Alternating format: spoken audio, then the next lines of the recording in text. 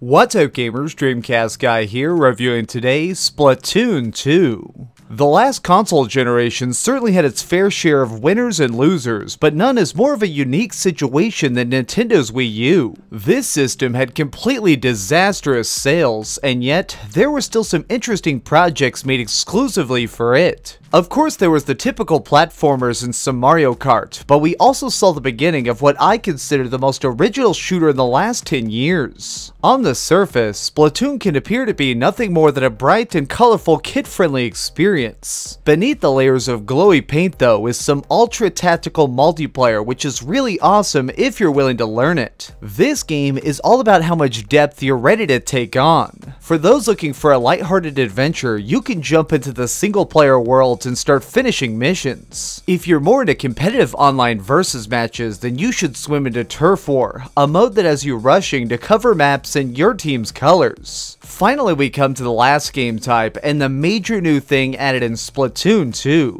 This is Salmon Run, and really, I can't resist describing this as basically being the Horde mode from Gears of War. You and your squad mates are put on an island that is slowly being overwhelmed with evil squid monsters that are dragging themselves out of the ocean. Each round is 2 minutes, and in this time you have to defeat all the bosses you can and pick up the golden eggs they drop. You're paid a bonus depending on how many you can gather up, as well as unlocking special items that aren't gained in any other game type. If you're trying out Salmon Run with just some random online lobbies, you'll notice that unfortunately it seems like the difficulty is stuck on the lowest setting. Because of that, dying essentially requires that you get too far away from your teammates or just plain suck. Building a group of your own friends though allows you to make a private party and turn the challenge way higher. It's here that Salmon Run really begins to show how fantastic it can be. Blowing up the 8 different kinds of super creatures, reviving your buddies, and sprinting eggs back to base like a football is legendary. This game type honestly can be shockingly hard because you need to be good with your guns and able to fight into the last possible second before escaping. That's part of the reason that I think the single player is very useful to beat first and leave the offline for later. The general story here is that these cartoonish electric eels have all been stolen, and now it's our job as secret agent Squid to save them.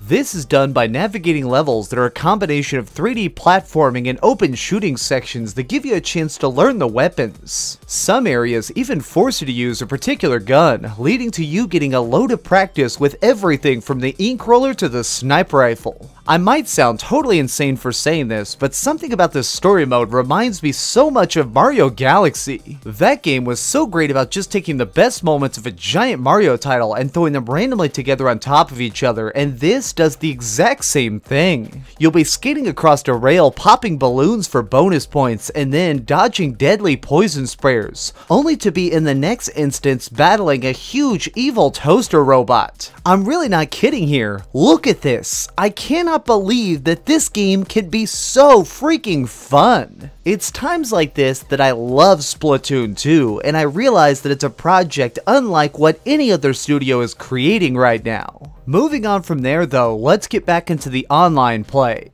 In multiplayer, there have been a few changes that make it feel slightly different than what you may be used to. These aren't any core, fundamental alterations, simply adjustments that improve how matches play. For one thing, our new arenas are much more vertical and shift as we fight on them. Painting a dock can have you train to avoid a forklift that's driving back and forth, or one map has a massive center portion that randomly flips over, dumping people off the side. We're also getting some freshly added specials that rework how the original weapons function, making it so even old school veterans are gonna have to come up with some new tactics. By far, the biggest issue I faced during all my enjoyment of these multiplayer modes is that we don't have a gamepad anymore. I never thought I'd actually miss this, but I really do. Not being able to track where my team is moving or what they're up to. I hate that I have to hold X just to bring up this overlay. It's hard to know if I'm winning or losing until after the game is over. And the fact that I don't have a freaking headset to talk to these people makes it so communication is impossible. The fact that it's 2017 and I still can't just easily talk to my teammates feels crazy. If I had any other complaint about Splatoon 2, it's that I don't think they ever really explain things properly. For example, there's 3 different types of money, but they don't tell me what they're for or how I get them until after I start stumbling upon it. There were other small details that got rather annoying, like when you're saving up for a cool item in the store and suddenly the inventory gets replaced without warning.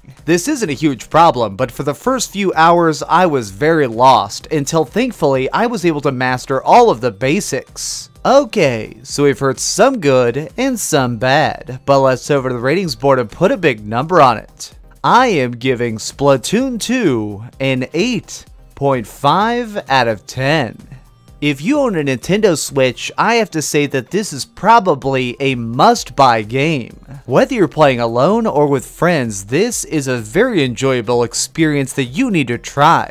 Thanks so much for watching, gamers. This has been DreamcastGuy with another review. If you enjoyed this video, please give it a thumbs up, share with your friends, and subscribe if you haven't already. But do me the biggest favor of all and keep dreaming. Alright, I'm gonna go jump back online. If you get splatted by somebody labeled DC Guy, that was me, so you can eat it. And it was a total dumpster fire. Oh, hi. I'm just working on the next video. If you want to see what it is, go ahead and click this button and you can subscribe. Also, if you click these video links, you can see my latest review and my latest top 10. Now I'm just going to sit here for a minute and wait for you to subscribe. Oh, I guess I could put on these giant glasses. I literally found these on a roller coaster.